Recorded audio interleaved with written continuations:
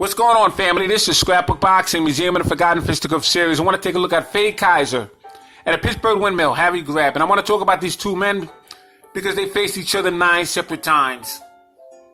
Now, I studied Faye Kaiser over 25 years ago, lived his career inside and out, know him very well as I do Harry Greb. But I want to expose him right here to you on the Museum of the Forgotten Fisticuffs series. Let's take a look at these two outstanding fighters. Now, Faye Walton Kaiser was born October 17, 1893 in Greenwood, Ohio.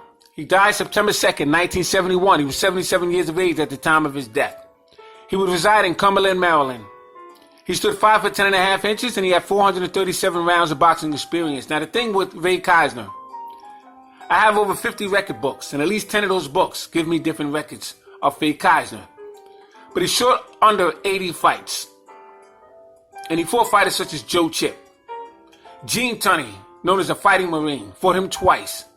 Now, Gene Tunney was the former AEF light heavyweight champion, as well as the world heavyweight champion. Harry Greb fought him 9 separate occasions. Harry Greb was the middleweight champion of the world. He also took the title, the American heavyweight title, away from Gene Tunney. Harry Greb faced Gene Tunney 5 separate occasions, defeated him once, lost 4 times. But through most eyes of observers, they thought that Harry Greb defeated Gene Tunney at least 3 times out of the 5 times they faced one another. Faye Kaiser would be in there with Leo Florian Hook, very good fighter. Bob Martin. Now, Bob Martin was the heavyweight of the AEF division. And he was a pretty decent fighter. Fought him twice. He was in there with Jeff Smith. Jeff Smith was from New York. He moved to New Jersey. Very good middleweight was Jeff Smith. He was in there with Harry Greb plenty of times. Jimmy Slattery and Young Stribling, 2 outstanding light heavyweights. Unfortunately for Young Stribling, he was killed in a motorcycle accident. Now, Faye Kaiser fought all great Hall of Famers. I already mentioned Gene Tunney. I mentioned Harry Greb. But he faced some dynamite fighters in his career. I mean, he was in there with Tommy Loughran. Tommy Loughran, I have one of the greatest light heavyweight champions of all times. Beautiful boxing stance, fought with his hands down, but in an erect position, bounced around all over the ring. Very quick with his hands. He came up short of the heavyweight championship when he faced Primo Carnera, but he was too small of a man. And unfortunately for Tommy Loughran, he would not become heavyweight champion. The other shot he had was against Jack Sharkey. And when he fought Jack Sharkey, that was when Gene Tunney relinquished his belt. Gene Tunney had faced Tom Heaney for his last heavyweight championship match. Then he hung up the gloves and he began a tournament. And it was between Tommy Loughran and Jack Sharkey. And Jack Sharkey was in line for the heavyweight championship bout. And that's when he faced Max Schmeling. And Max Schmeling's first title defense was against Young Stribling.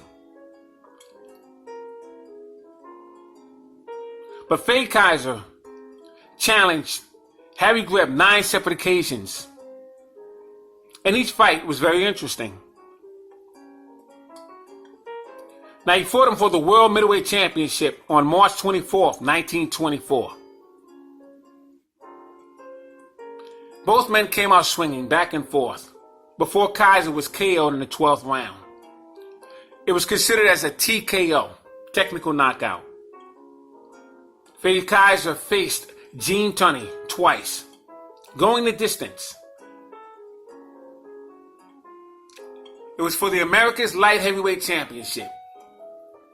Fought him in 1922. That would be the year that Nat Flasher, editor of Ring Magazine, would introduce the outstanding encyclopedia and magazine. Now, Gene Tunney defeated Battling Levinsky for the America's Light Heavyweight Championship belt. Tunney defeated greats such as light heavyweight champion Tommy Loughran. Now, Faye Kaiser fought Tommy Loughran as well. Most observers thought that Faye Kaiser would own the light heavyweight championship on March of 1924. But he would wind up facing Harry Greb and couldn't understand why the bout was stopped. But it turns out that the referee was not in shape. And he was huffing and puffing in between rounds. And he thought that if he would continue refereeing, he himself would have a heart attack. So rather than try and get someone else in there, he just stopped the match and called Harry Greb a champion. You see, Harry Greb was defending his title.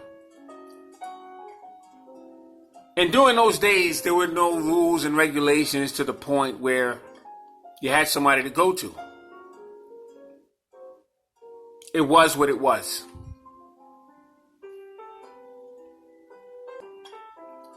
Now, when he fought Harry Greb for that title belt, it was in Baltimore.